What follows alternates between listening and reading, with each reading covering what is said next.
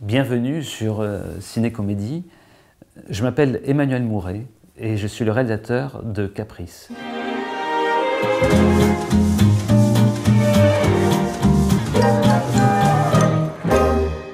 Je pense que les premières images qui m'ont marqué sont des images liées en effet au cirque, au clown et au burlesque. La grande leçon que j'en ai peut-être à l'époque inconsciemment tirée, c'est que ces grands maladroits, c'était souvent des gens amoureux qui étaient amoureux. Et il fallait souvent la durée du film pour que la personne auquel ils s'intéresse à eux. Mais à la fin, cette personne, qui était souvent une très charmante femme, portait un regard très attendri et devenait amoureuse. Et donc, ce qui est évidemment, pour un adolescent, un message d'espoir en la vie énorme. Bon appétit. Merci. Je vous aime tellement et maintenant pour Dinan. Vous savez, je suis très admirative de ce que vous faites. Je trouve que ces grands maladroits, enfin ceux qui m'ont marqué, étaient toujours à la fois des gentlemen, mais surtout qui, malgré les coups, malgré les échecs, malgré les chutes au proprement parler, chaque fois se relever et sans être amer, sans rancune, enfin voilà. La plupart de ces grands acteurs ou réalisateurs étaient la plupart de gens qui venaient soit du cirque, comme Keaton, de Chaplin et tout ça, ou plus tard du one-man show. Voilà, Woody Allen, ou comme aujourd'hui tous les gens qui font la plupart des acteurs réalisateurs qui font aussi des comédies.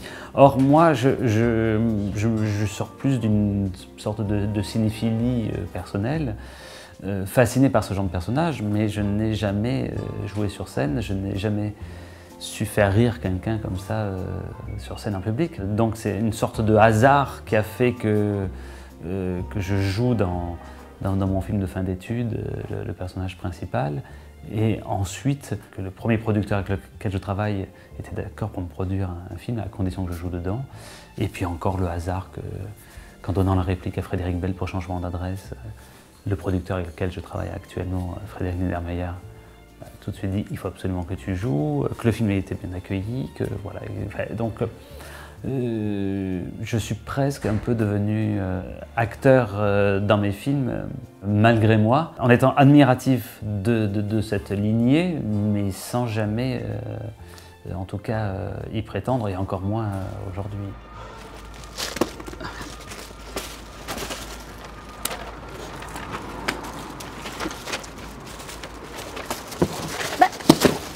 Qu'est-ce qui t'est arrivé? Non, rien. Pierre Richard est pour moi, puisqu'on parlait de l'enfance et ce goût de la comédie, le personnage peut-être le plus central, même plus central que Buster Keaton, Chaplin, tout ça, parce que moi je suis de Marseille, provincial, avec une famille qui ne s'intéressait absolument pas au cinéma, sur lequel on n'avait pas de télévision. J'ai réussi à en avoir une vers les 14-15 ans et tout ça, donc je voyais un peu les films chez ma grand-mère qui habitait à côté. Et c'est les films de Pierre Richard qui passaient très souvent à la télévision. Donc c'est vrai que la fête, étant enfant, c'était de voir un film avec Pierre Richard. Il faut que j'aime les personnages que je filme, donc c'est pour ça que si je m'en moque, c'est très tendrement, mais souvent c'est pas le sentiment qui domine dans ma façon de les traiter. Je fais pas des comédies ni de caricature, ni de moquerie. Tous les personnages que je filme, il faut jamais que je me sente supérieur à eux, il faut même que je me sente légèrement inférieur à eux. La direction d'acteur vraiment sur le plateau, elle consiste en deux choses. Donc, tout simplement ce qu'on appelle la mise en scène, c'est-à-dire les déplacements dans l'espace. Faire en sorte, ce que j'essaye toujours, enfin, ce que j'essaye d'apprendre, hein, je me sens encore comme un débutant, voilà, qu'on ne s'ennuie pas, on va dire, à les regarder.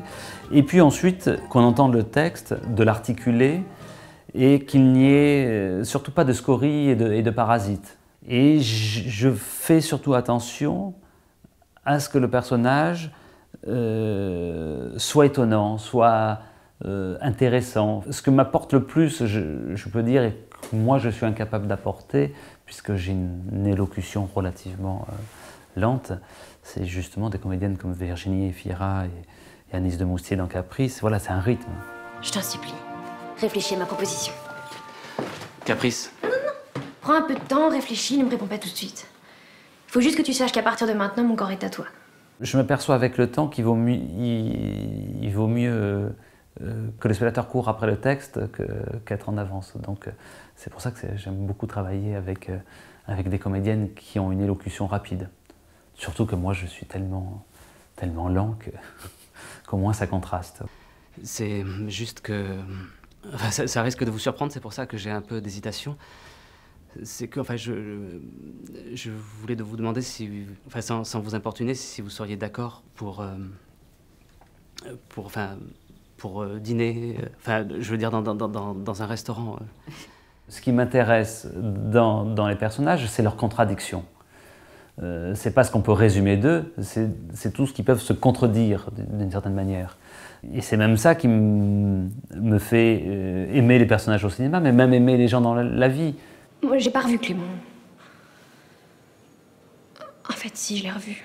Je me dis jamais que je vais faire une comédie, que je vais faire quelque chose de drôle et tout ça. Je pense plus à l'idée d'un film en général, et souvent même la première version du scénario n'a pas quelque chose d'emblée en soi de très drôle ou ne comporte pas forcément de gags. Les gags viennent presque dans un deuxième temps. Parfois, ils se précisent et souvent se dessinent pendant la préparation du film, où c'est presque plus fort que moi. Enfin, si je me laissais vraiment aller, je mettrais des gags partout. Non, donnez-moi votre assiette. Non, je vous assure, ça me gêne et je vais me forcer un peu. Mais si. Je suis désolé, attendez, avec le sel. Par exemple, par rapport à cette idée du selfie à la fin dans Caprice, pour moi, c'était surtout de montrer la folie de Caprice à l'égard de personnages de Clément. Donc, ça peut être quelque chose. Voilà, pour moi, je l'ai conçu comme quelque chose presque de plus terrifiant que drôle. La jambe dans le plâtre, il fallait quelque chose pour lequel il ait besoin d'être assisté, qu'il soit pas. Voilà. Donc, bon, après, bon, moi, on me met un plâtre dans une jambe. J'ai un peu envie de faire le con.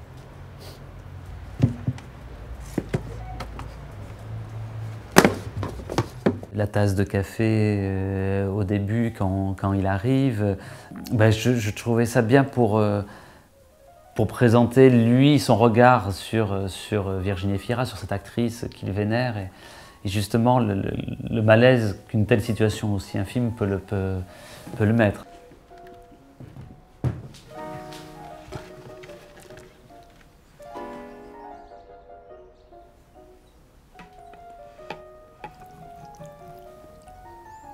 Henri Matisse disait « je veux faire des tableaux qui soient comme des canapés ». Quand j'ai lu cette phrase de Matisse, pour moi ça m'a vraiment libéré, parce que quand j'ai commencé à faire des films, un film doit dire la vérité, doit choquer, doit nous bouleverser, enfin, c'est plein de choses dans lesquelles, bon, je dis oui, il y a certains films, mais c'est pas dans lesquels je retrouvais moi ma sensation profonde de spectateur. Et je trouvais que le mot de Matisse était assez intéressant justement pour contrecarrer un peu cette idée que le cinéma doit absolument nous torpiller, nous bouleverser, nous faire mal, nous brusquer, nous choquer, nous malmener. Et j'aime bien cette idée aussi qu'un